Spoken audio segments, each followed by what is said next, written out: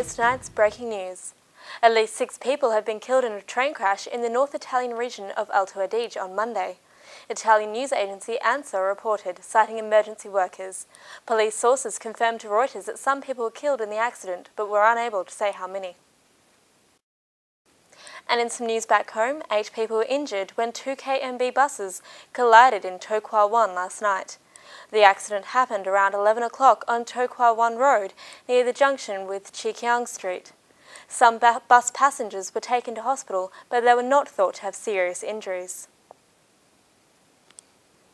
Hong Kong travel agents have extended the cancellation of tours to the Thai capital, Bangkok, until next Wednesday, in light of the weekend violence there. The Travel Industry Council says about 80 groups involving more than 1,000 holidaymakers will be affected. Hong Kong raised its outbound travel alert for Bangkok to black over the weekend. The council's executive director, Joseph Tung, said tours will remain cancelled for as long as the current black alert remains in force.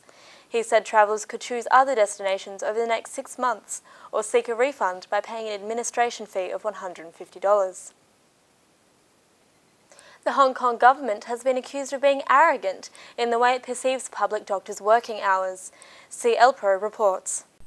At a House panel meeting, several lawmakers criticized officials for not having figures to back their assertion that doctors don't really work 24 hours non-stop. The legislators say they've received complaints from physicians that some of them have been working for very long hours without adequate rest. The hospital authority says it's doing its best to reduce doctors' working hours to at least 65 per week. SUBCRIBE, DHK News. The coffin carrying the body of Polish President Lech Kaczynski has been flown from the Russian city of Smolensk to Warsaw. The plane took off from the same airport where the president and 95 others had been attempting to land at on Saturday, but crashed in thick fog during the descent. Ivan Leong reports. The plane crash that killed Poland's President Lech Kaczynski has claimed lives of a dozen other top state officials and left many key positions empty. Some 3 deputy ministers, 18 parliamentarians, and the governor of Central Bank, the head of Joint Chiefs of Staff of Commanders of Air, Navy and the Land Forces all perished in the crash. Poland's ombudsman, the head of Olympic Committee, and the director of security were also killed. The disaster has put the acting president, Komorowski, in a delicate situation, where he also ruling party's candidate for presidential election, originally due to autumn, and he must now call for June at the latest. Earliest body of the Poland's First Lady, Magda Kaczynski, were also identified. Russian President Vladimir Putin were amongst the world leaders who commemorate the 96 victims who lost their lives in the crash. Ivan Leong, DHK News. Thai red shirt protesters ruled out negotiations with the government on Sunday and said they would not give up their fight for early elections after clashes with security forces the previous day, killing 21 people. SUBCRIBE has the latest.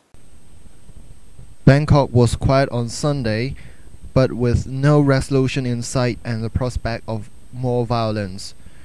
Analysts said the stock market, one of Asia's most buoyant this year, was likely to take a hit when trading resumed on Monday.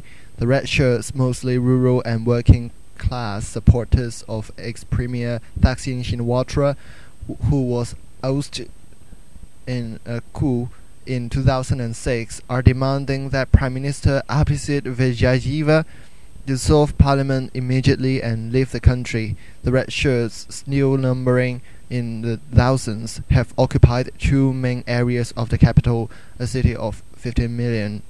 They made no attempt to come out of their bases on Sunday, and troops did not make any move towards them. SUBCRIBE, DHK News. An ancient piece of cloth thought to be the most studied artefact in human history is to go on display in the Italian city of Turin for the first time in 10 years. The origin of the cloth, known as the Shroud of Turin, has long been a source of much controversy for historians and scientists. The shroud displays the image of a crucified man whom millions believe to be the Jesus Christ of Nazareth. And finally tonight, a bad appearance does not mean someone can't sing. Lin Chu Young looks like a chubby 24-year-old, but as Susan Boyle proved, looks can be deceiving. This boy can sing. He has attracted millions of hits on YouTube after singing a rendition of Whitney Houston's I Will Always Love You on Taiwanese television. He is the favourite to win Superstar Avenue in Taiwan, complete with bowl haircut and Lil Dicky bow. The singer has been likened to Susan Boyle, who was also unknown before appearing on Britain's Got Talent. And that's all the news for tonight. Thanks for watching and goodbye.